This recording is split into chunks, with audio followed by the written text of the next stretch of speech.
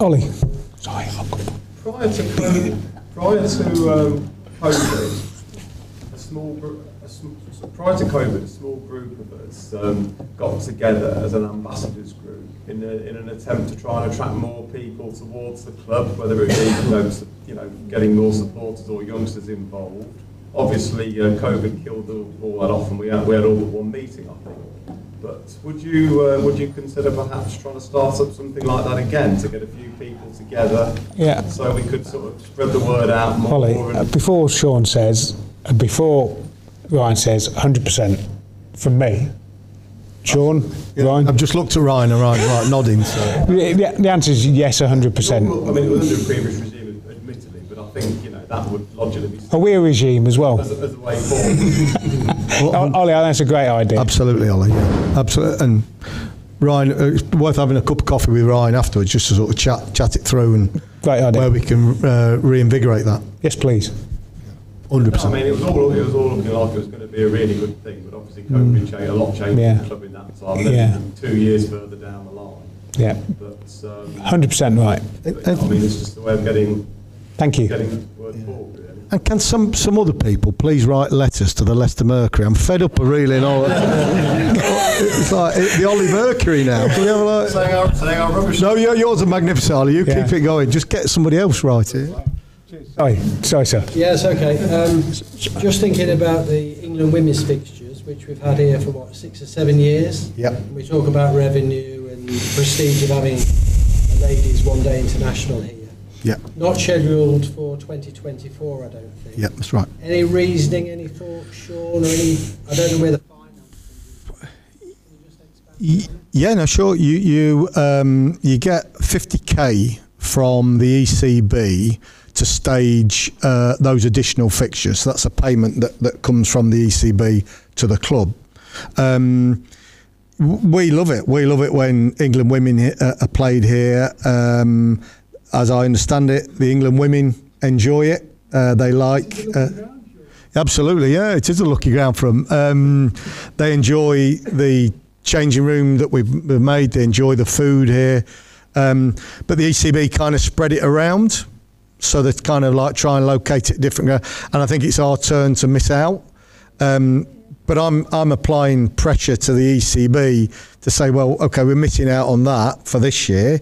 Can we have something in return? Now, whether we get a warm-up fixture, a Lions 11, a League 11, I don't know, but I'm applying pressure to them to do that.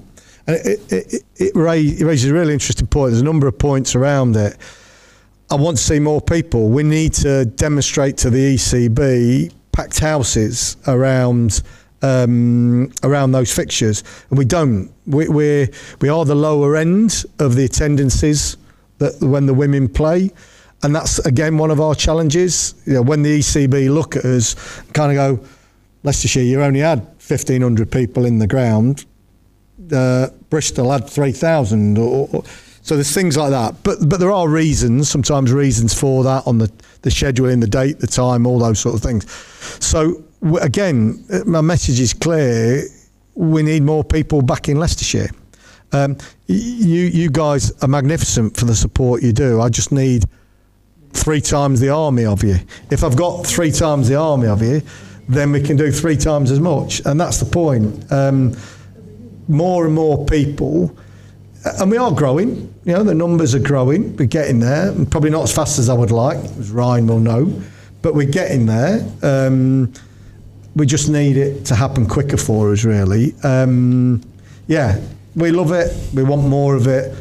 If we develop the ground, that might attract. One of my agendas, and I mentioned it to the MD of the ECB today. I want a T20 game, a men's T20 game here. We're not likely to get one anytime soon until I start building a 10,000 sort of stadium, if you like. So we've got ambitions for all that sort of stuff. The women's cricket is important to us, and is it worth just touching? You want to mention that about what we've done from the community aspect? Yeah, so women's cricket's now been moved to the cricket pillar, so I'm working closely with them to look at standards, their cultures, their structures, opportunities for girls, women in Leicestershire. and see areas where we can improve. Yeah, okay. Yes, sir. Sorry. Do you think that if you're going to call a members' meeting during the season, you could schedule it when the team are at home? Because otherwise you wouldn't have had to have called 2 meetings when the team were in Gloucester and a lot of the supporters were there and not here. Fair point.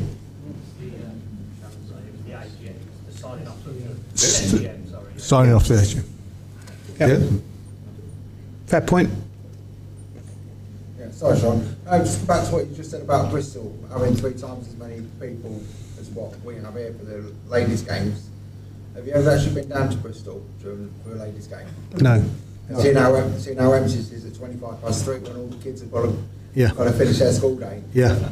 That's why they get full, because they give out so many tickets to the school kids. And we've got to do the same. Yeah. We've got to do the same, and that's where, you know, I've got Baloo in the room. We want to get our community team working harder into, you know, that's not to say they don't work hard, but working harder and trying to drive More engagement. schools, engagement, clubs into those fixtures. If I look at our women's fixtures, I do, and I made this point to the ECB, I do think we seem to get the wrong end of the stick. We seem to get a Tuesday. I'd love to have a Friday as opposed to a Tuesday. You know, it gives us an opportunity, but it's almost a bit chicken and egg. They kind of go, well, you prove you can do it on a Tuesday and we'll give you the Friday. I'm going, well, we can definitely do it on a Friday. You know, so it's things like that you kind of negotiate through. So it's tricky. It costs us money to put those games on if you took the 50k out. So for us, we do need more and more. It boils down to more and more support. If we can continue to build as a club, then we're sending the right messages. The narrative is changing. And I think that comes back to the point about what the cricketer wrote. The narrative is changing. People are sitting and taking note of us now. And we've got to continue to do that. We've got to keep producing players for England. That's within the outside, but that's within the ECB as well. The ECB have seen a change. You know, from my short time and learning, I've met a few people and we are definitely getting on the radar, whereas we were totally off the radar. We weren't even close to being on it, being honest, because we were a basket case. We were the naughty step, weren't we? Yeah, we were. Is there likely to be any developments? You know, Kibworth last year seemed to be a very successful day. Oakham, I know we haven't got the fixtures out yet, but what influence do you have as a board or a county for our grounds, and how does the funding work? Yeah. What does everybody think to our grounds first? It's interesting. Could I ask what In favour of outgrounds? Hands up. Yes, but only for one-day games. Only one-day games. Are those against? Could I ask why people are against? Well, because you hear the stories. Where do you park your car? Car If you parking. have a meal, you can go in a tent. If you haven't got a car, if you don't go for a meal, you're sitting there outside. And if you're normally in somewhere where you're inside, Gowers, I think, then you should be treated exactly the same. I appreciate that's not possible, but there should be somewhere they can go to recover. Okay. I wouldn't go. Yeah, but if you look at that, so the day at Kibworth was a fantastic day for Leicestershire cricket and cricket in general. Sorry? In fact, the result, or Well, no, I thought as a day for cricket in Leicestershire, I played cricket. I played at Harbour, I played at Kibworth. I was proud as punch that Leicestershire played at Kibworth Cricket Club, and I thought Kibworth Cricket Club was exceptional. What they put into the day and their investment of time, and sadly we can't do that there. But should we penalise that? I think that's good for Leicestershire that we're outside of Grace Road, because we've got to get in the 21st century. In my opinion, no disrespect to not being able to. At the end of the day, yeah, it's the same. We can't. But would it worry me? No, personally, wouldn't worry me. But I understand your concern. But Kibworth are never going to be able to create that. Should we not go to that for that reason? I would question that. You wouldn't get it at Cheltenham either, though, would you? The same matches there for over 100 years. Yeah. It's not all about being behind glass. Where do Middlesex play when they play it? Yeah. Beckenham in Kent. Yeah. The only place you probably get that is Scarborough because all the stands are put. Yeah. Yeah, no, that's right. Yeah. But that's a proper ground, isn't it, so to speak? Sorry, I'm not trying to be disrespectful. I'm just giving an opinion. from my point of view, I didn't go because I heard, and it's it's only hearsay. Yep, there's a lot of that. Yep. What was going to, or what might happen, what had happened in the years gone by. And Yeah. you're telling me it was a great day. It- It might be the next time I try it. Yeah, and it was interesting. I haven't got the confidence. It was fascinating. Yeah, no, I walk around the ground. I know a lot of people in that area because that's where I live and my sort of area. And the new people who took an interest in coming to watch Leicestershire play cricket, who I know will come again, we've got to get them down here as well as there. And I personally think that that's why we've got to do that. And because if we don't, I'll give you Sorry to be so honest. a little bit of how it came about and where we want to take it in terms of the one day. We get 4, as it stands, and this will be the same next year. What happens after that, I'm not sure, but we get 4 home one-day fixtures. One of those fixtures is usually on a Tuesday, which, as a club here, it costs us money to have that fixture here because we don't get such a good audience. So you kind of go, right, well, let's make a decision here. What can we do to try and help Leicestershire?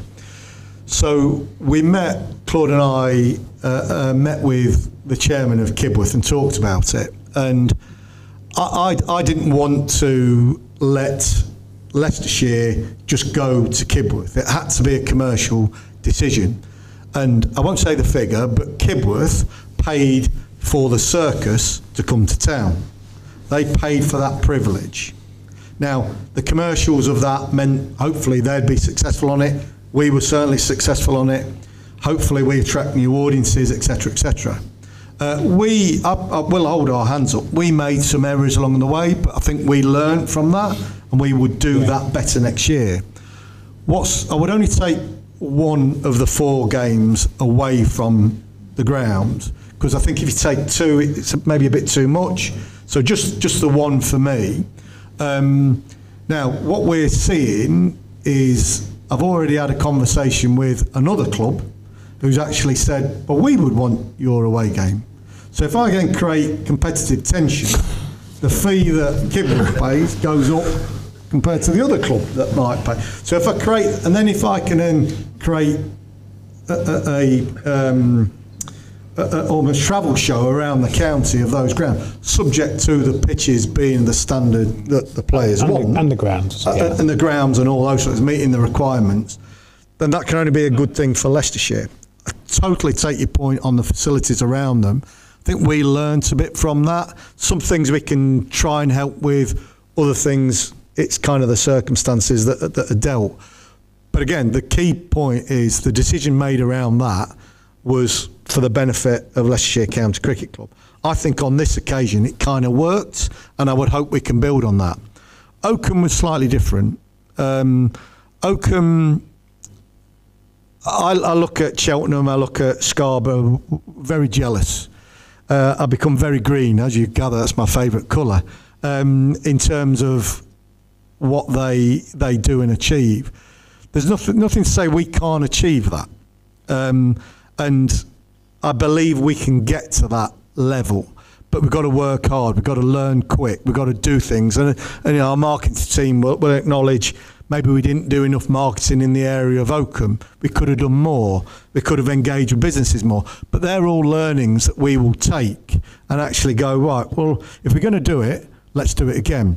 What I would also say is that Oakham allows us to have the concert here at the ground, and credit to what Perry did in terms of the negotiation with the promoter meant that it was very profitable for Leicestershire in having Tom Jones here. We obviously need people to turn up. We had 10, 12,000, I think, came along spending money, which is brilliant. So all those things kind of come into the equation. Going forward, I think we can take from this evening that we, as a group of people, kind of want the outgrounds to continue. Maybe one game, maybe the 4 game needs a bit more debate, but I think let's not throw the baby out of the bath. Let's try it again and see if it progresses, develops.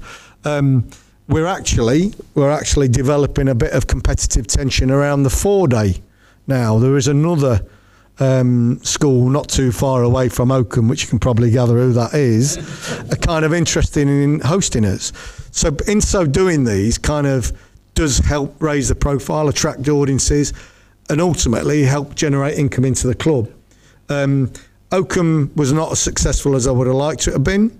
Kibworth was, but we got to learn and we got to kind of develop. Sorry, there was weather was bad. Weather didn't help. The pitch didn't help.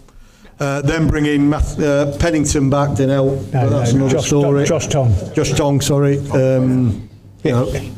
ECB. Yeah. So yes, sir. Is it true that Kibworth's ground's being sold to build houses and they're having a new ground built? News to me. No.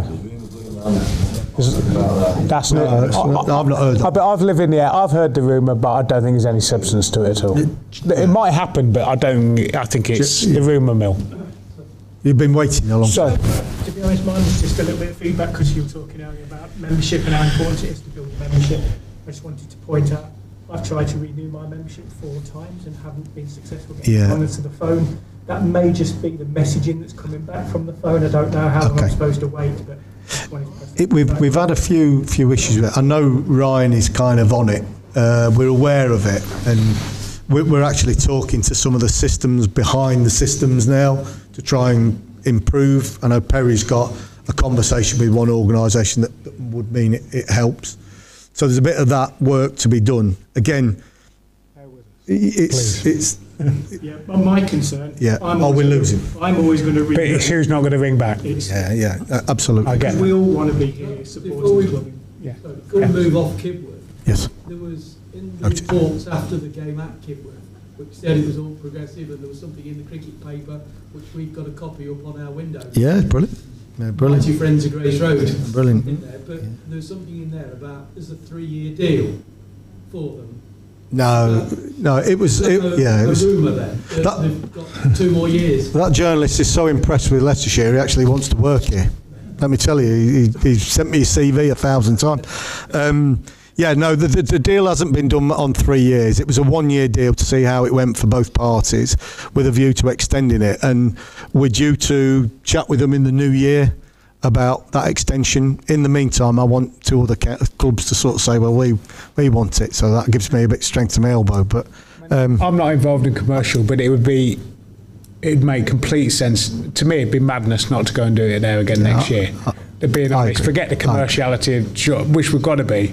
But I think it'd be personally, I might be wrong, but I think it'd be mad not to go there next year. Do you know what I would love? I would love to hold one of those 50 over games in the inner city, one of our inner city clubs. But there's just the standard of pitches is not there, because that would be magnificent for the club. But sorry, yes, sir. Oakham didn't succeed. I emailed you, Sean. It was a complete secret. There was no publicity in Oakham. There was no posters. I saw one about Tom Jones on a roundabout. Oakham Online, big capture area. There's nothing on social media, so it was a secret, and it wasn't great. There was one bar there. You had to go to the one bar who sort of sits here sometimes at the top end. So queue for that. The food was dreadful. It was a disaster. The second thing is talking about membership. As a member of many years, which I do on an annual basis, I always get free tickets and bring 3 people along. We basically fill in the back with email addresses and phone numbers, and none of them have ever had a call from the county and said, did you enjoy it? Would you like to come? Want something? So it's almost a waste of time. Brilliant. Yeah, no, and that feedback's good. That means we can take that. We've got developing a terrific marketing ticketing team now that will take that stuff on board, that's starting to communicate with people in a far better way. It's something that I'm really keen for us to do, and I know Ryan is as well. So at the back, fellas, we'll come to you to take it home. About the lack of cricket in August. As somebody who's got absolutely no interest in the 100 whatsoever, it was a big disappointment last year when we had 3 second 11 fixtures, all of which were cancelled, and we've got no cricket to watch anywhere. I heard various rumours as to why those games were cancelled, none of which held any water as far as I was concerned. I just wondered why it was, and are we going to have some cricket that we can watch August next year? So the reason for the cancellation of the the second team games last year was the size of our squad, and it was financial reasons. Dips Patel, our head coach, was within the 100. So with Nico's departure, we just didn't have the resources and coaches to manage that situation. Didn't we have Chigger and Daffy? We do, and Daffy's been very involved with the second team, but also understand August is a very busy time for our pathway and academy.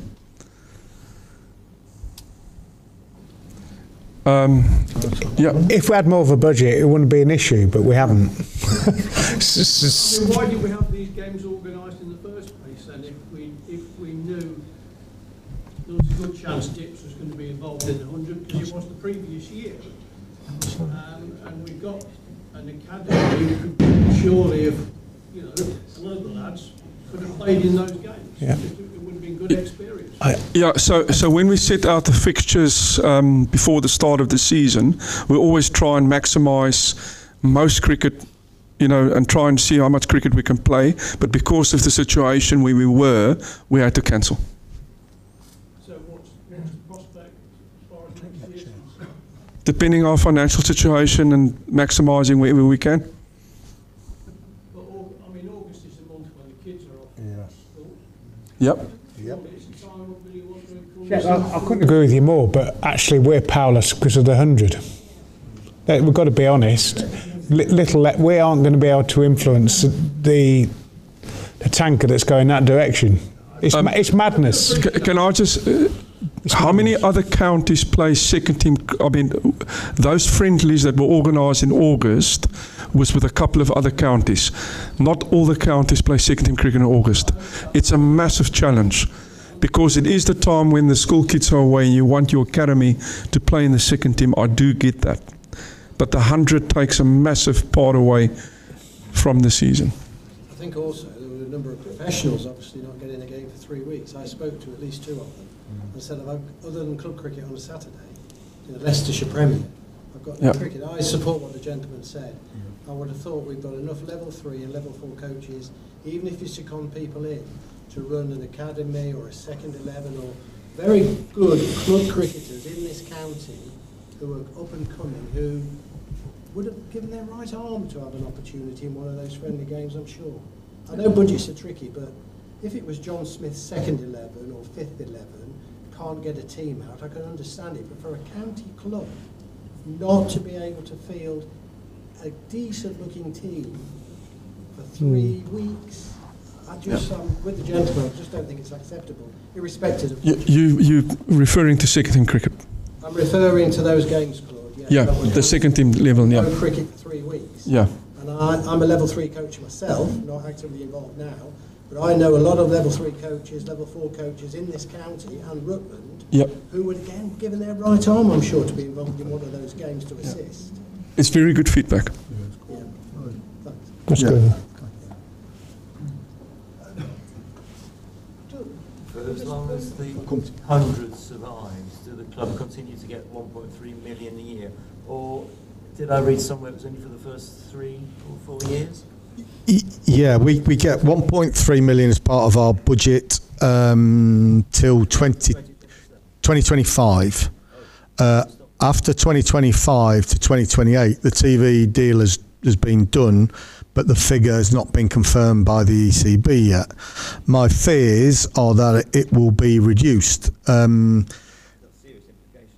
Massive.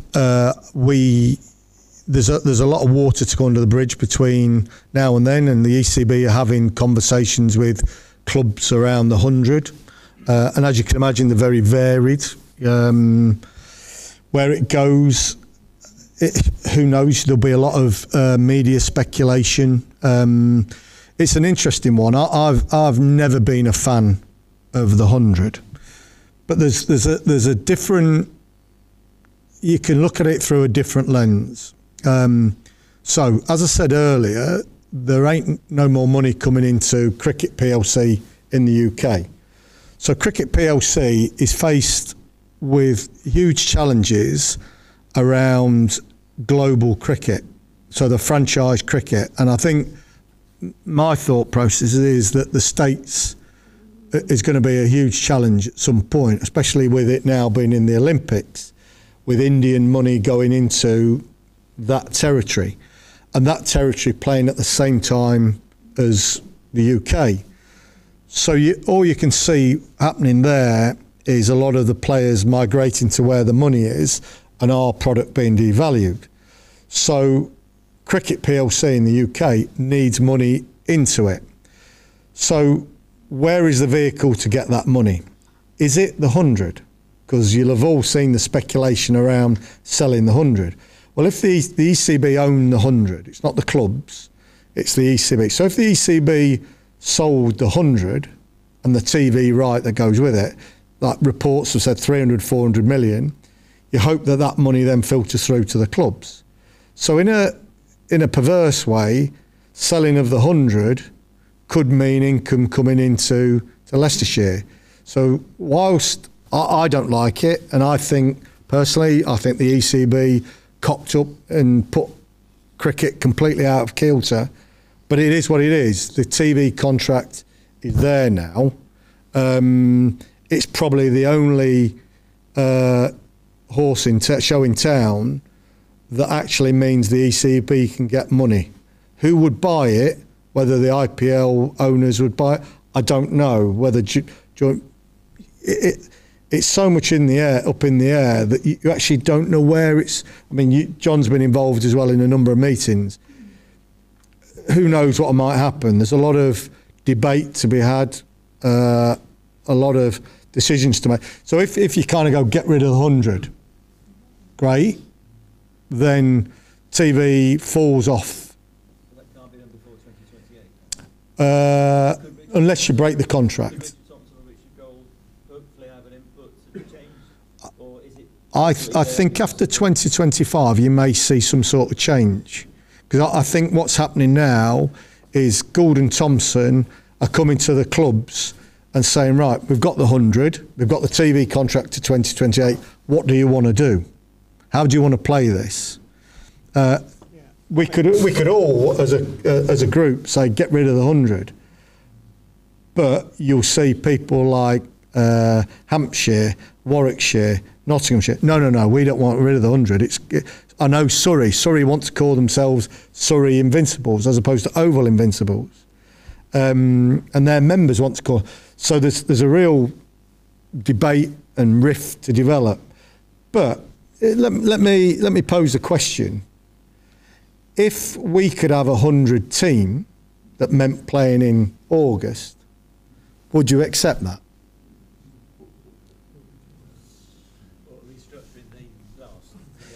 The blast kind of carries on. Who knows? It's so. Go on, you. We talk a tournament in August. Let's call it 100. Let's call it a T20.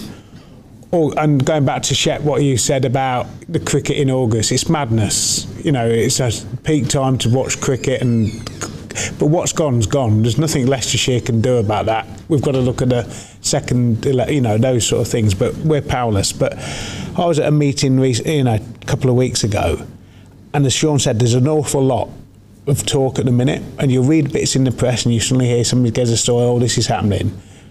It's all in the air at the minute, but there's opportunity, and I think Gould & Thompson are good people to have because they're engaging. I think the old ECB, as it was, didn't give a stuff about Leicestershire or Derbyshire or Worcestershire or Sussex. We've got a different thing, and what I've seen is a collective thing as the counties, but if you take Lancashire as a county, Lancashire's right, but really they're bothered about Lancashire. Doesn't mean that they're not bothered about Leicestershire, but Lancashire comes first. And you know, I was in this meeting with all the chairmen about 2 weeks ago, and it was fascinating that I learnt a lot, and I've got to think it all through, and it'll evolve. And Middlesex as a county are in a bit of a mess, as you might know. So I sat next to Mike Gattin, and he was representing Middlesex, and he was brilliant actually, because he's a cricket man, And the overriding message out of this meeting, we were better as an 18 as opposed to individuals. And that was the message that came out. And I think there was a collective will to protect the game and the county structure, because that's the biggest asset we've got as a country. Because if you look at where we are, the structure of cricket, what other country in the world's got what we've got? And that's where the opportunity will come, I think. Whether you call it the 100, the T20. If I was a betting man, I don't think there'll be a 100 ball competition, but there might be a different sort of competition. John, can I just add to that? Oh, sorry, Stuart, I'll come next. When the 100 was launched, and the then chief executive there came and met some of the board here, and the outline of what we were going to vote for was to have the world's best one-day cricket sprinkled around 6 teams or 8 teams or whatever it was, etc., etc., etc. Plus the fact, and this is where our eyes lit up, we would get a guaranteed 1.3 million a year for 5 years, and that was the deal done. It's ended up that the 100 is not sprinkled with stardust players. It's got quite a few second-team players, not a county. And it just is an attractive proposition. It makes our players better, doesn't it? Because they're playing with world-class players. Well, it does make our team better. And I think the other thing is that I've read in the press that one of the ECB thoughts is that to have 18 sort of 100 club competitions rather than just the 6, and I think that would be, if that's played in August or any time in the year, and if it'll dilute the importance and effect of the T20. Yeah, I don't disagree. And the gentleman on the front was shaking his head. What could I ask why you were shaking your head? Sorry, well, I thought it was supposed to be a question, not a rerun of War and Peace. You know, the questions are going on and on and on. In the House of Commons, the Speaker says, I need a question, not a 30-page statement. That was why I was shaking my head. Now, you can either agree with that or not, but, you know, I feel the questions are getting far too lengthy. Fair enough. Thanks for that. We'll move on then. Stuart. Thank you, Robin. How are the ECB going to learn if they want to sell the 100? Rugby, Premiership Rugby sold their Premiership to a hedge fund. That's right. Yeah, that's right. They got a lot of money up front, but that right. then loses money in the future. And you've seen in rugby, they've lost 3 teams out of the Premiership have gone past. Yeah. They've lost the Championship, the team that won the Championship has gone past. It's, lost their future income. it's interesting, the money in cricket, as much as the ECB, in my opinion, this is my view, I haven't said this to Sean, there's more than enough in cricket to look after the game. But it's where it all goes and how it's all managed, in my opinion. There's a lot of wastage. And that's where the counties very much are talking to the ECB. If you look at the head count of people in the ECB who work at the ECB compared to what it used to be, it's like Harbour District Council. Harbour District Council used to have 100 people, now it's got 500 people, or whatever. So I think there's more than enough. Cricket has got to get its head round how it gets ahead for the future, as well as competing with all the outside forces of global, you know, the T20 leagues, the dominance of India in cricket. It's a massive subject, and it's not straightforward stuff. I don't think the 100 will survive the 100 because it's seen as a competitive format to the IPL. Correct. Yeah. And therefore, the Olympics is the T20, isn't it? Sorry? Yeah. Olympics will be T20. Oh, the 100. It's not going to be the 100. No. Exactly. It's madness, isn't it? Really. It's what investors are prepared to invest. I think that's for me, the problem has been in the invention of the 100 has put cricket in the UK completely out of kilter. And you look at Joe Root's comments recently, that's how confused cricket is right at this moment. It doesn't know what to do and where to go. And I think to be fair to the ECB, what they're trying to do is make a bad situation as good for the clubs as it best possibly can. And I think now Gould and Thompson are probably looking to offload the 100 or offload August, that means it can get investment into that goes back into the clubs. Now, whether you are selling your soul is all to be debated. Yeah, they did. I totally agree. And look what's happened. Yeah, look what's happened. I don't know the answer, and all we can do is continue to be involved and debate it when we get the chance. I honestly, genuinely can't predict what's going to happen right this moment in time. Hence why it's so important that we as a business continue to try and drive forward. And things like the master plan phase 1 are critical to Leicestershire County Cricket Club.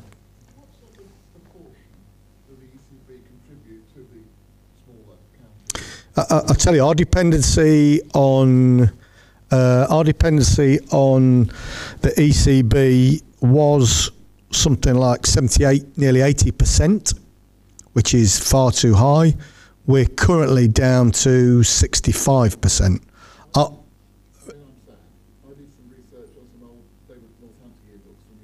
Yeah. In the 1980s, mid-1980s, Northamptonshire, for about 3 years, I looked at, it's about a third from the EC, well, it's 30%.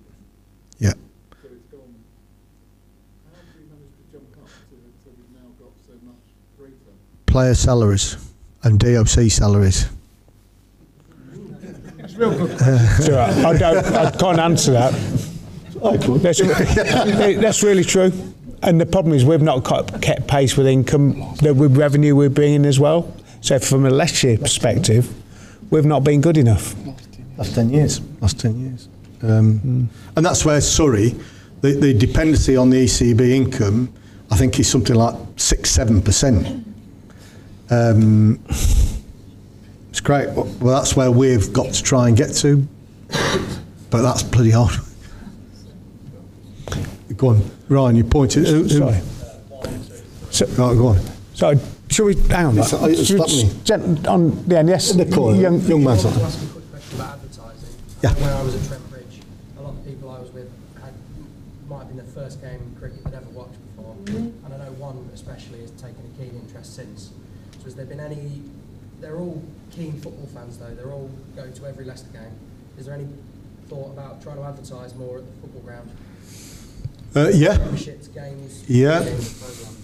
Go on, Ryan. It's a good point about advertising. We've tried to engage with the football club. The reality is they don't need us or want to engage with us. We've run some incentives throughout the Yeovil County Championship games where Leicester City's season ticket holders could get access. It's a little bit back to Sean's point around the data. So we're still trying to get access to the data from the final. Yeah. And actually John mentioned but John's also introduced me to a couple of people that are quite connected within that group of people that are at Trent. So, but advertising actually programs is still a good shout out. Yeah, we're working hard to try and build that relationship with Leicester City. I'm there on Friday night with Susan actually, and John and I went to a game a couple of weeks ago on the back of us winning. So we have a relationship with them, but I can speak from authority here. I know how football clubs work, and rest assured they will not release their data of their fan base to us. As much as I would love to get my hands on the Leicester City fan base, they won't release that, and I can understand why. GDPR, commercial reasons, all those sorts of things. So all we have to do is come at it from a different way. So we're trying to develop those relationships, but also we did an initiative last year that we said to Leicester City season card holders, you get in for a discounted price. I think that was relatively successful. We obviously had Trent Bridge, where a lot of Leicester City fans came along, word's getting out. So I think that's growing, and I think we'll see more and more Leicester City supporters come to our T20 games. I genuinely feel that might happen a little bit this year, and some of the initiatives we do. If I went to Leicester City and sort of said to them, can I advertise on your scoreboard or around your LEDs, I know what they would charge me. And it's probably my turnover, put it that way. They don't do it cheap. I know that for a fact. Sure, two questions, one for you and then one for the marketing team. Yeah. Well, I know how you love our marketing team. Go on. One for you, obviously, the catering side. Yes. Have they got another year left of their contract, or can we look to have it back in-house? Yeah. I think personally the reason why I have it in-house, every pound that's spent behind the bar, yep, or on food or whatever, is brought back into the club. Yep. When John Stew ran it, yep, and then obviously Lindsay then took over, yep, every single pound came in. Yep. And if we're trying to get every single pound off people, we can obviously do that, and then this yeah. Do you guys go round to cricket clubs? Do you look what other clubs give their members? Because there's loads of clubs out there that give discount to their members on buying a drink. Even when people went to Kidworth, if you had a season ticket Leicestershire, Kidworth is even giving you a discount, and that's a small club, and that's a small club. We give directly nothing to our members. All we give to our members is cricket. I think that we need to offer members a bit more back. Stuart, could I quickly say something? Yeah. I agree that give cricket £5 a day. Yeah. That's what the cricket costs for a season ticket. Yeah. £5 a day. I'm just talking. I'm not saying I'm against what you're saying. Other grounds give discount, and would that then encourage people then to join up as members as well? I'm not. But what I'm trying to say is, £5 a day is not a lot of income into Leicestershire County Cricket Club, and it's not. I don't take that the wrong way, but that's the reality in money. And when everything you said, I agree with, but we've got to get the revenue in, and you can incentivise it, but we still need. Say we get no more people coming in the door and we discount it, we're going to be worse off.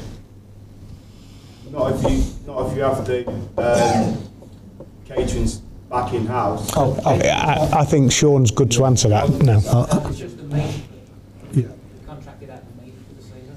The rest of the catering at the ground. Catering's in house. Yeah. So the catering, coming back in answer to your question around the membership benefits, we want to do that, but we need more and more and more. The more we can do, the easier it is for us to do those kind of incentives. It makes economic sense to do it. It's a bit chicken and egg. If you do it, can you attract more people? So it's finding the right balance. We did something with Leicester Racecourse this year. Seems to work quite well, so we're looking into that. We've also got to have the systems behind the scenes that enable to give those benefits. We don't have those systems. Our systems are all over the place, and they're the sort of things that the team are trying to unravel, like the renewal of the memberships, things like that. The back office systems need to improve, and there's an element of expense with that. But definitely take your points about how we can improve the members' offering, and it's trying to create the right kind of balance to make sure it's economic sense for the club. So don't rule us out, but we're working on it to try and improve. Go on, Perry, what are you?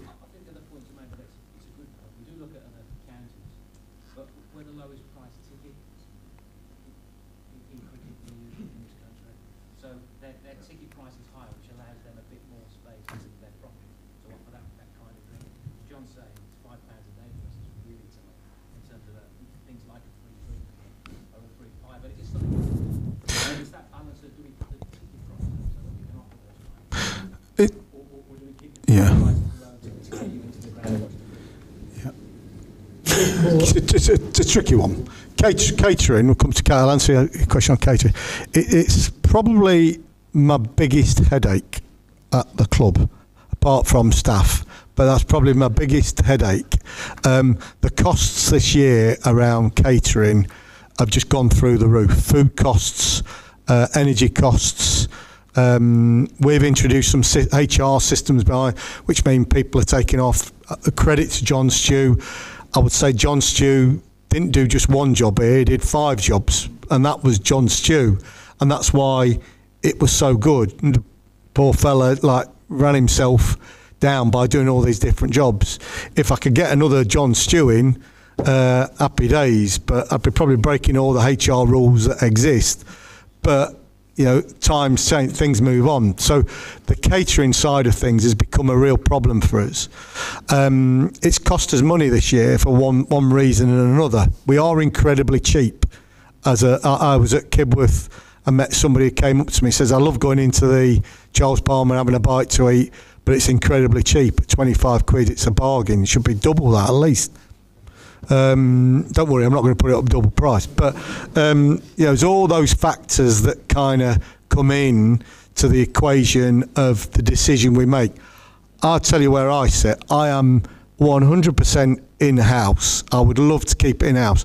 But there comes a commercial decision that you have to make that, again, is it beneficial to Leicestershire County Cricket Club? Now, we had a deal with the upside of the meat with an outsourced caterer. That was always, as we sort of said, it was going to be a 1-year experiment to see how it went on. We're now currently, as we sit, in-house, completely in-house. Whether it will stay in-house depends on the nature of the commercial propositions that come across our table. And if it's an economic decision we have to make, then we'll make the right decision for the club. It may not be a popular decision, but the decision would be economic. And I think that's the position we're in. Anything that we make a decision on, I'd love to keep it all in but if somebody's offering me a slice of the pie to refurbish, say, the kitchens, which are in a bit of a state, you've got to look at it from a business perspective. And I think that's where I would ask our membership to be sympathetic to us in the decisions we make.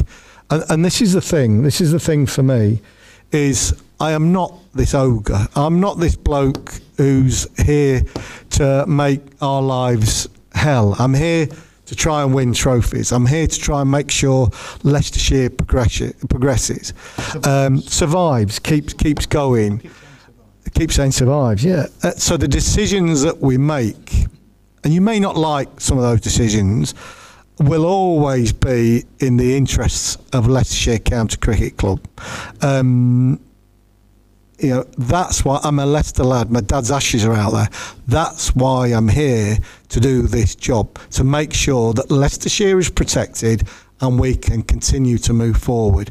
And sometimes, if we go outsource catering, the reason behind that will be it's the right business decision.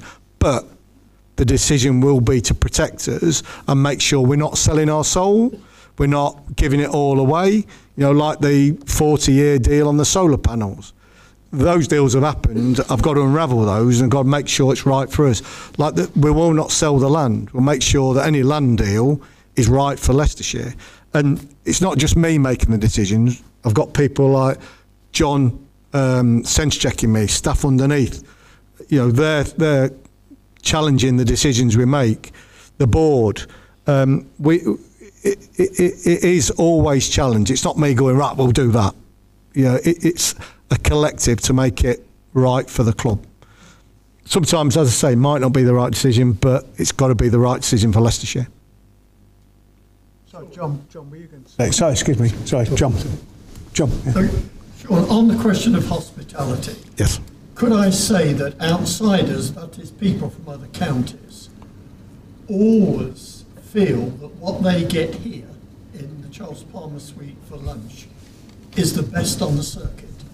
The cost, I believe, I've not been to all the first division counties last year, but I think that our cost for not just a main meal, but a 3-course meal where there is a choice in each of the 3 courses, followed by coffee and mints, exceeds, well, it's a far cheaper amount than if you go to other counties, and you'd be lucky if you get 2 courses.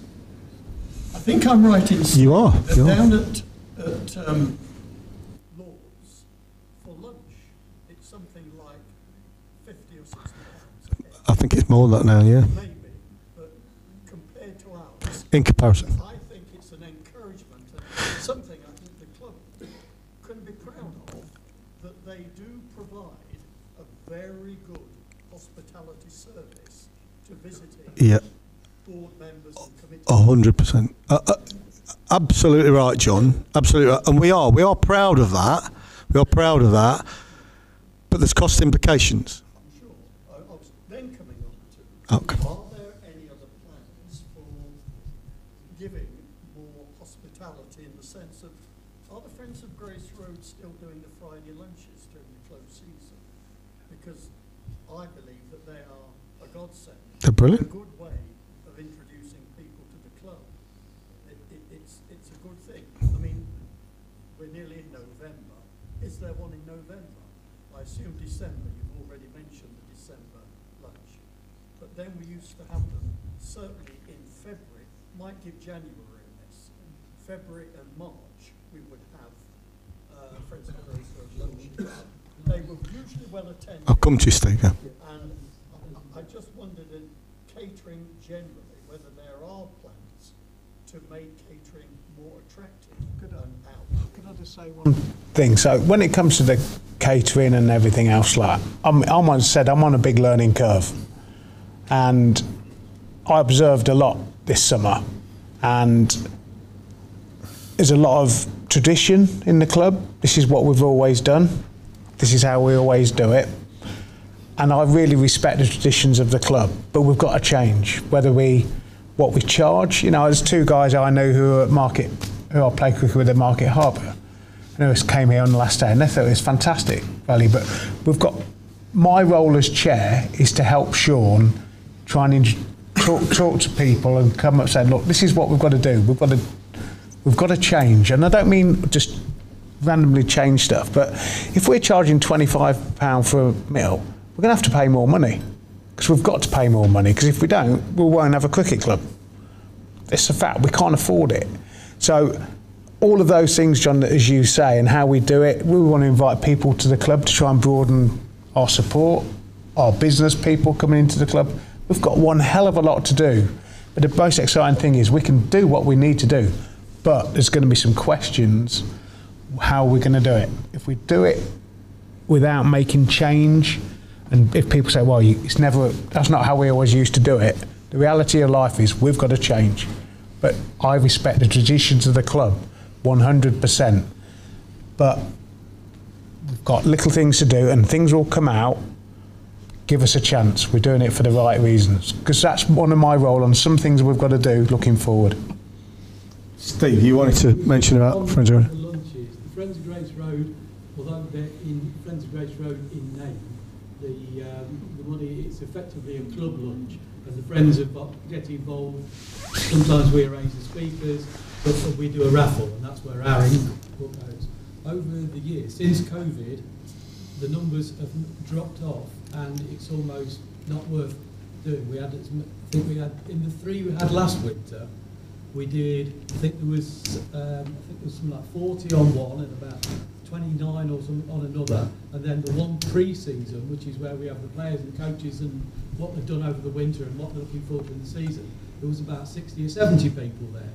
So for this current winter, we had our AGM on Monday, and we've decided that we're doing the meal first week of March, which is effectively a pre-season where we're hoping to have players and coaches to see what we're doing. But we've got nothing else planned for. There would be one in November. That's not happening. We never do one in January, and there's often been one at the first week in February, and we've not got any plans to do that, because that was the almost least well attended of the meal. All right. Yeah. Thanks, Steve. I think that's the point. It's kind of about we've got a staff that is limited compared to a lot of clubs. We're probably one of the smallest, if not the smallest, in terms of our staff running a cricket club.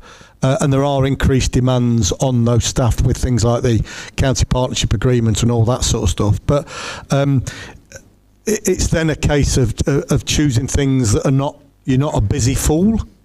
So in other words, what I'm saying is if we put on a dinner like that and we've got 40 people here, it's costing us money.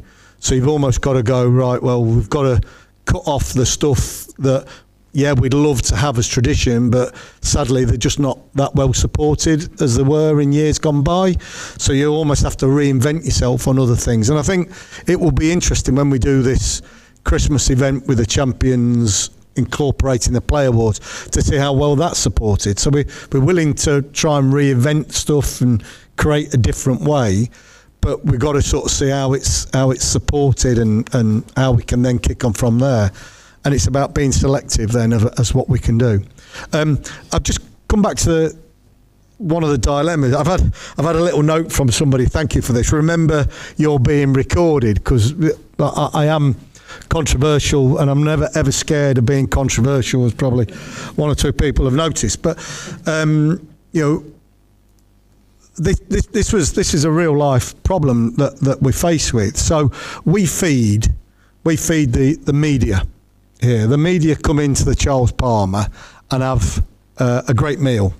I'm sure they do. Is it, Lindsay, is it 2 or 3 courses they have? 2. They have 2 courses. They have 2-course meal. I'm pretty sure sometimes you're a bit generous and give them an extra pudding. No, she's not saying that, but not admitting to it.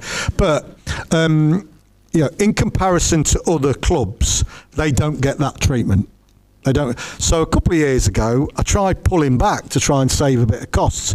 And lo and behold, I got lambasted across all the media. This is absolutely shocking, disgusting. What are Leicestershire doing? Blah, blah, blah. And all I'm trying to do is protect the club. But then we bring it back this year, and of course, they're wandering in, having a great time. So what do you do? What do you do faced with that situation? What would you do? So the fact of the matter is, we've gone from 2 extremes. We had an extreme when you cut back of basically nothing, or a Kelwood sandwich, and we've gone to an extreme now of the simple service 2-course lunch. My view, personally, it is completely over the top. Yeah. Nobody that I'm aware of in that media circle with which I sort of frequent expects that. A number of them actually say, I haven't got the time to sit during a 40-minute lunch interval to enjoy the meal and then get back to doing the job. I certainly haven't. So I think there is a balance somewhere between a provision of something like other counties do, whether that is, at Durham, for example, they brought up not a plated up, but a boxed up meal that was simply a sausage and mash or something of that sort and the drink. Other counties do sandwiches. I think there is a balance, and we are now, with all the audits that we get, over the top of the other counties. Brilliant. Thanks, John. What I'm going to do, I'm going to cut it back next year when they start criticising and say, well, John Mallett said, so there you go. So, no, I appreciate that. And actually, that's a point I also want to raise. What I saw over this summer was, and I still see it on occasions, an incredible amount of negativity targeted towards the club, and it was unfair and unnecessary. And it's detriment to Leicestershire County Cricket Club. Okay, slagging me off or whatever, but it's detriment to Leicestershire County Cricket Club. We've now started to see a tidal change. Our media team have become a bit stronger and started to cut that away, which is great. But what I would urge, when that happens, please fight back with the positives. Don't sit there and just accept the negatives that are out there, because they are wrong. What we are doing as a club is heading in the right direction. Please, I urge you, as people that support Leicestershire County Club, say no, that's wrong, that's bang out of order. I don't mind constructive criticism, that's fine, but fight back for us. We need you to help us, and in so doing, we will get stronger as a club, and you'll see more people will be attracted to Leicestershire County Cricket Club. If we are positive, it then goes into the changing room. It then starts to affect the whole ethos and aura around the club. In my opinion, there's been too much negativity prior to mid-season, a lot of that around. That has to stop as a club, because it's killing your club. in my opinion. 4 o'clock's a bit quiet. Yeah, what do you think? Well, I've only got one word as positive. So within the changing room, we always stay positive, and that's the only recipe for success. So you've been waiting ages, sorry. Just one, a real positive, I think, is the reciprocals that you've just arranged. Yep. I go to a lot of other games. Brilliant. And it's great that you've got so many reciprocals, not just in Division 2, but also the chance to go and watch in Division 1. Have you got a good response from the other counties, and how are you going to check to see what sort of reaction, what sort of numbers come in and go out? Yeah, it's good that the marketing team have done something right for once. So, go on, Ryan. You.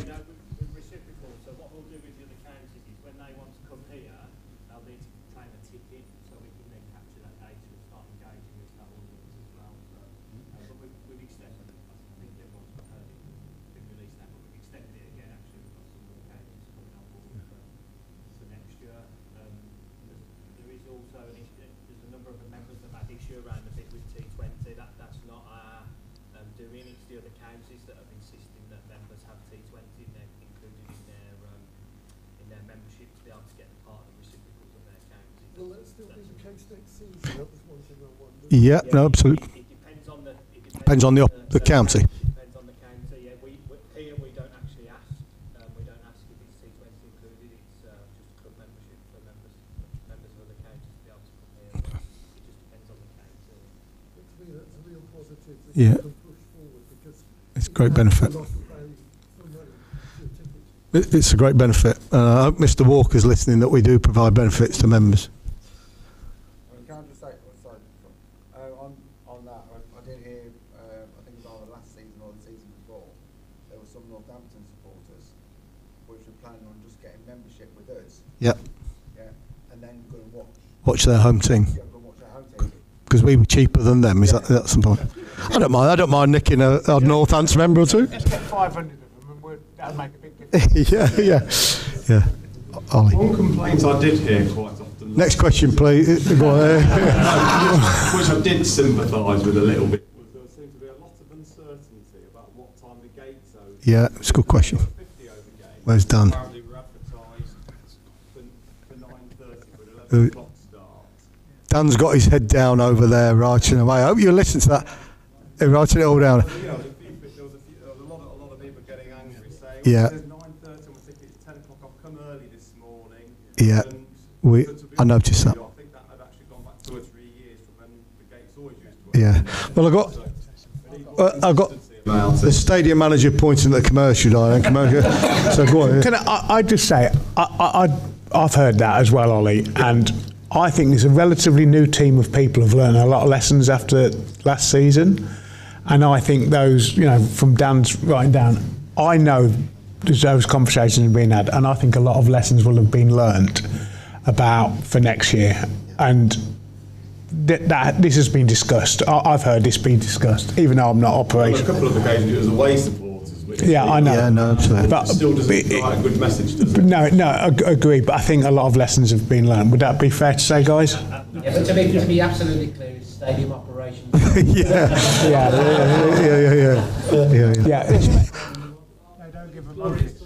Yeah, they don't give a monkeys.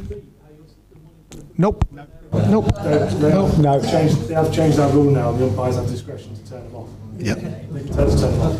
Turn them on as well. Yes, no, the umpires still have to, they decide when they go on, but they do have discretion to turn them off. But we don't get them, we still have to pay. Correct. The umpires. Correct. Pay Correct. that Correct. arbitrary decision. Yeah. Correct. That's why we'll walk slowly round. So maybe we need to enhance the catering for the umpires. Yeah, maybe right. Yeah, that's no comment.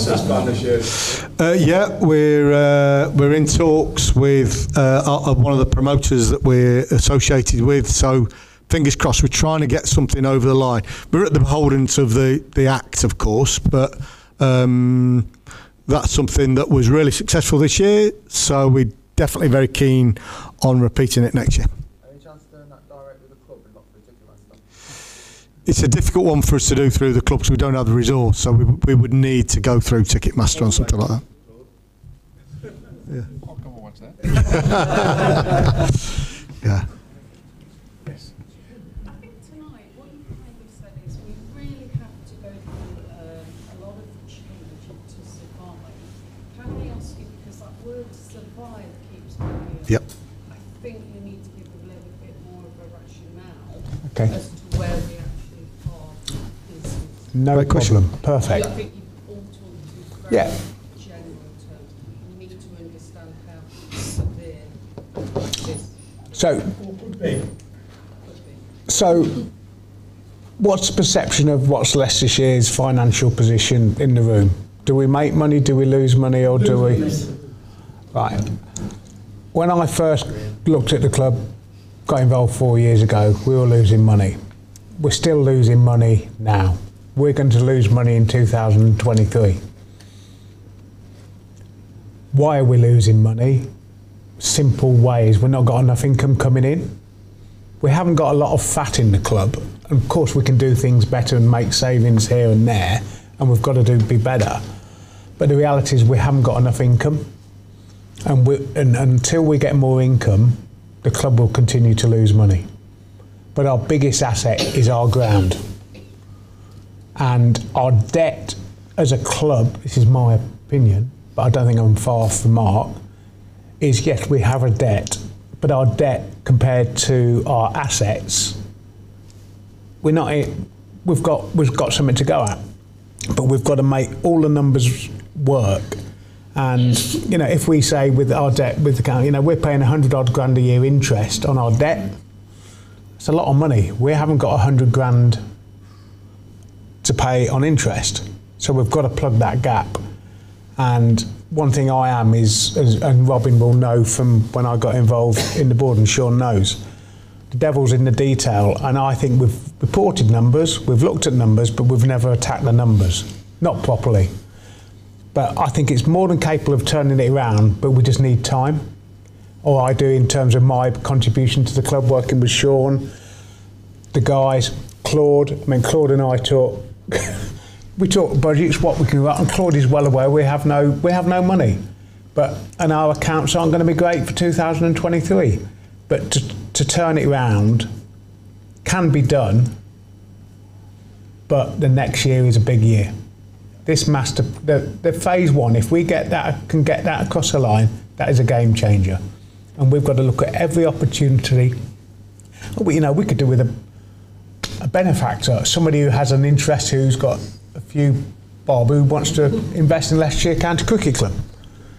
You know, losing David Wilson as a supporter of the club was a massive loss, and it still bemuses me how somebody like David Wilson can be lost to Leicestershire County Cricket Club.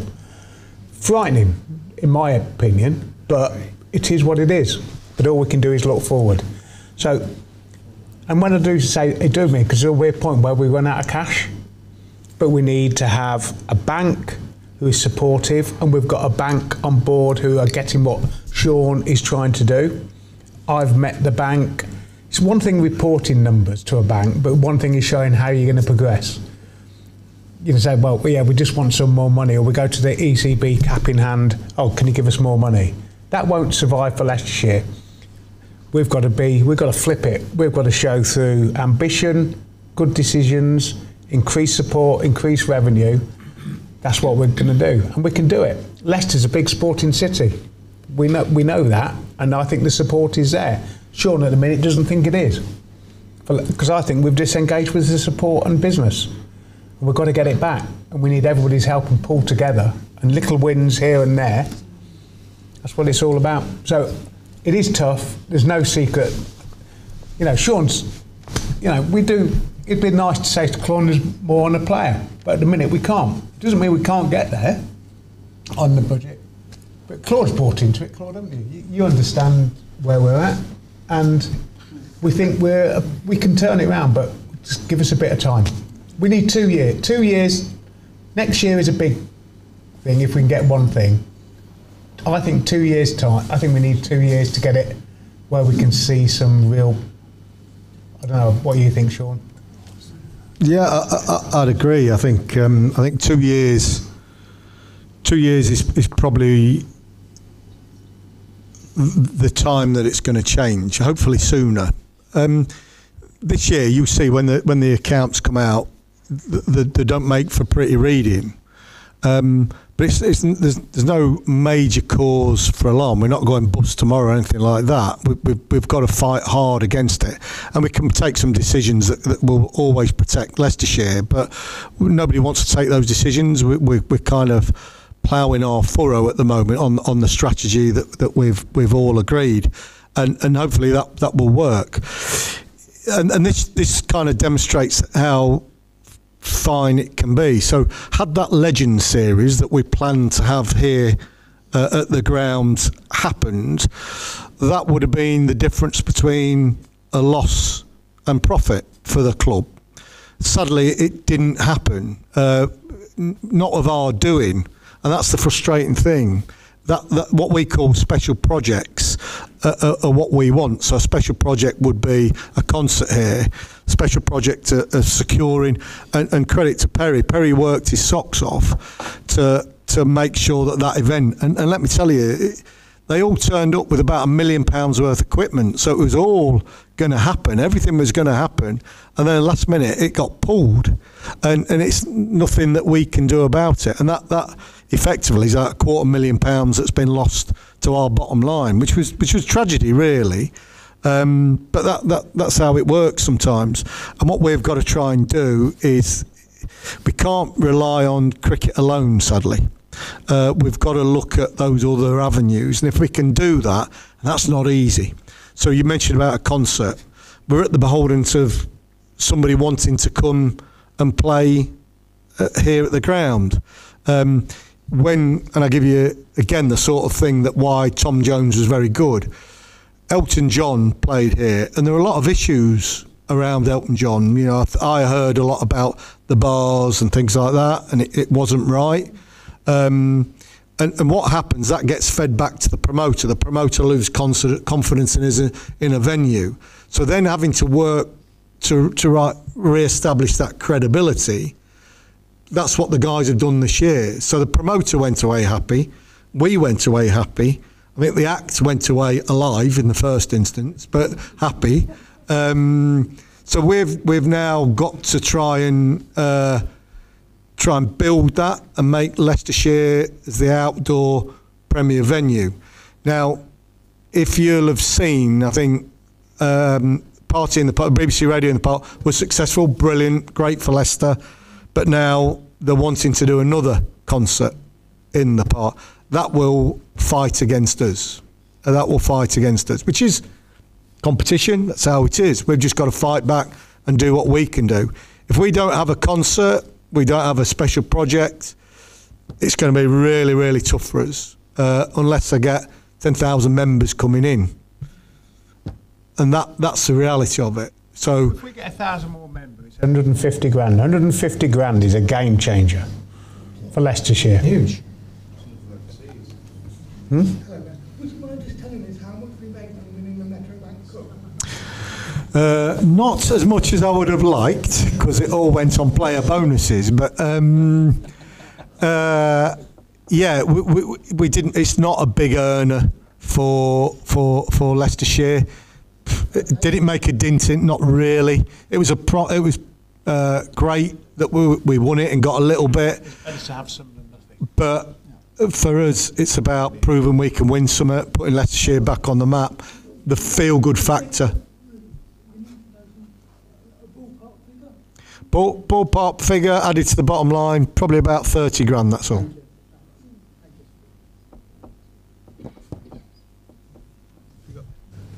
What did Tom Jones make? Tom Jones, I think, made about 70 grand, is that right? 70, 75 grand. So you see the importance of concerts. And all that does is plug it. Sorry to be negative, but I'm just being honest. Obviously, we had Westlife and Little Mix that season. Correct. Yeah, correct. Correct. No end of money in. Correct. Different. Westlife not so much. Little Mix was flying. Westlife not so much. But it's interesting. The other point around, and it's all little nuances like this. So Tom Jones is very good because it's an audience that like to drink. if you have, no, I'm not, you know, I haven't seen a few of you drink on that Saturday in Nottingham, but 80's very good, very successful. We like that. It only adds a little bit, but it's good. We want to do more of those. But if you have a younger audience, then they don't drink as much. They tend to like the music and drink water. So we like the Tom Jones type acts where the older age knock it back. That's good for us. More disposable income. So little things like that have, you know, nuances and who we choose and try and get here with Leicestershire. I can recommend the Killers. The Killers, right? Yeah. Are we? Oh, yes, sorry, sir. I was just picking up on your point about that Legends tournament thing that was cancelled. I mean, I've got confused about, you know, the kind of publicity leading up to it, but we obviously weren't in control of it, and weren't in control of the thing being canned right at the last minute. But were we protected in any way contractually from that being canned at the last minute? Because you talked about, you know, £250,000 worth Yeah. Yes. You know, did we get anything back contractually? Yeah, go on. Received a chunk of compensation, Yeah. which was profitable, it more than covered our costs. Yeah, no, absolutely. But rescheduled for 24. But sadly, not $250,000. Like a great tournament, by the way. It would have been brilliant. It was interesting to get a bit more publicity rather than like a week ahead. But that was the problem because because Perry knew about that. I remember Perry telling me about that in June. We couldn't publicise it because of all that went on. Yeah, It's going to be held. it was really tough. Yeah. Well, the foregrounds are just here. Yeah. But there's a lot of negotiation to be done. Yeah, just started. Yeah. But it's interesting what Sean said about the kit. You couldn't believe the kit was in there. The system.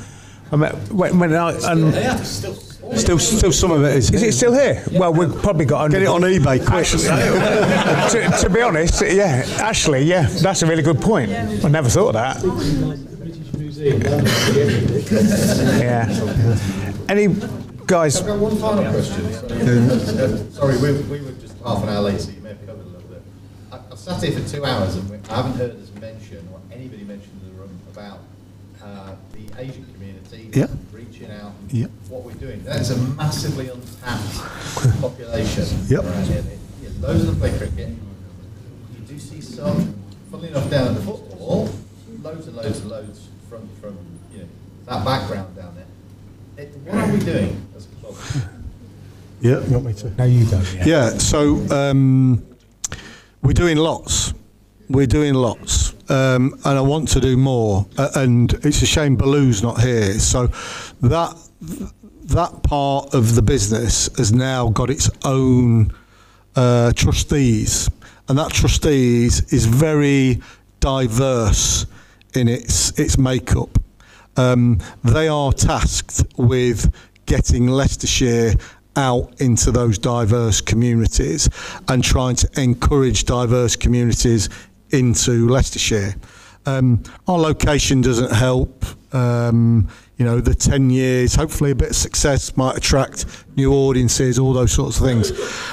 So there's a huge amount going on behind the scenes. I don't personally, Josh is here, he won't forgive me saying, I don't think we report on the stuff we do as well as we could do.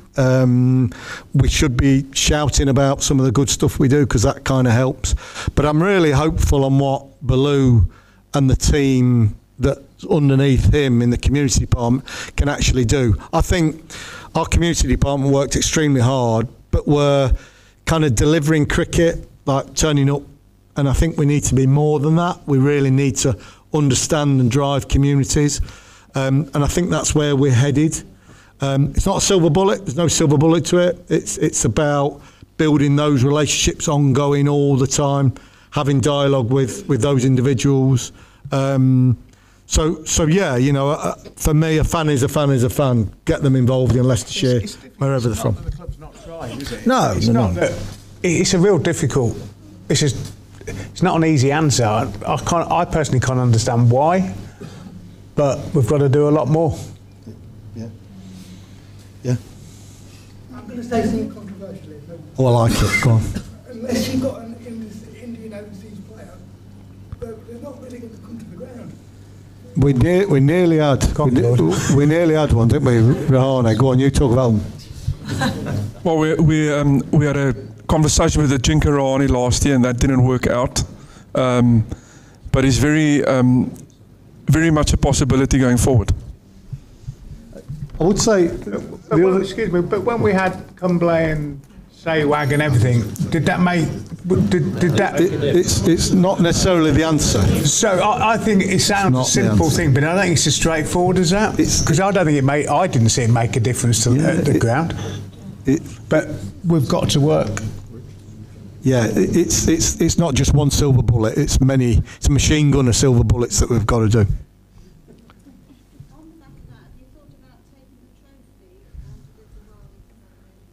Yeah, I've tasked our community team to get it out there.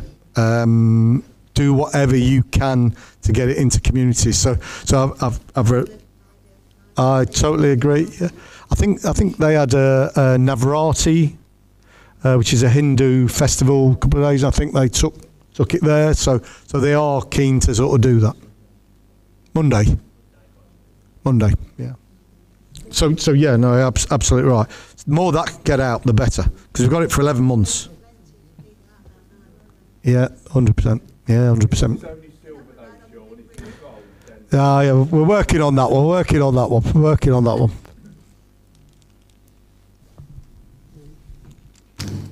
Anybody? Anything else? Or we're about done?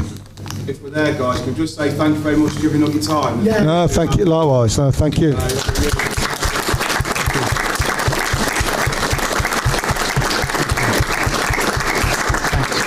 I knew we invited you for a reason, Stuart. Thank you. No, but hopefully, I mean, there's an awful lot. Just please support Sean and us as a club, because we've got a lot to do. We need help. We're not going to get it all right, but the intent is there, and we will get there. And in terms of the financial, yeah, it's tough, but we will get through it. And I can assure you we will, because I look at it from my perspective as a businessman. We can get through it, but we've got to have a drive to be able to do it. Whereas in the past, to be honest, if I look at the board, they've not attacked it. And Robin would be the first to probably support my comment on that. And I can assure you from my point of view, sorry? The minority attacked it and then they got excluded, so that says it all. Yeah. So we'll get there, we just need support. And if we get something wrong, don't slaughter Sean, don't slaughter Claude. They're good guys working there bloody hard for the good of everybody. Slaughter John instead. Yeah. But thanks for coming. I really appreciate it. Thank you. I'd just like to, thank you for your support. Thank you for what you do for Leicestershire County Cricket Club. Hopefully, collectively, we've actually put a bit of pride back into this county. And there you go.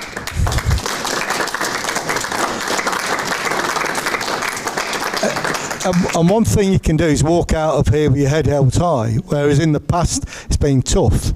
Yeah.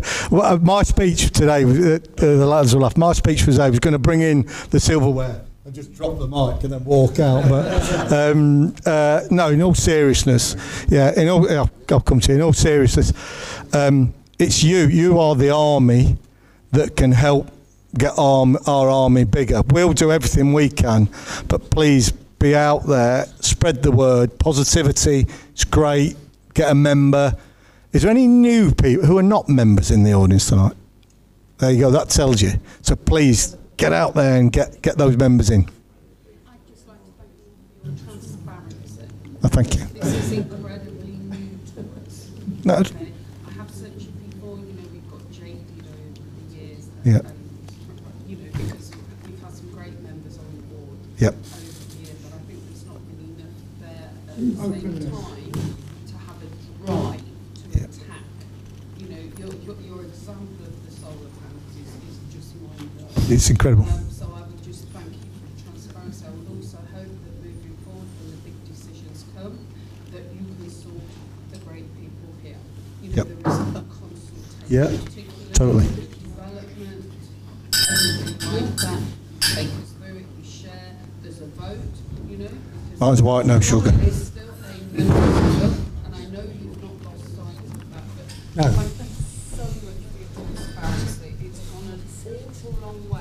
Appreciate it. Members that have felt very excluded, disenfranchised over quite a few years. I'm not going to, can't speak for everybody else, but bring us back in. You're creating the identity Yep. this club needs Correct. to survive. Correct.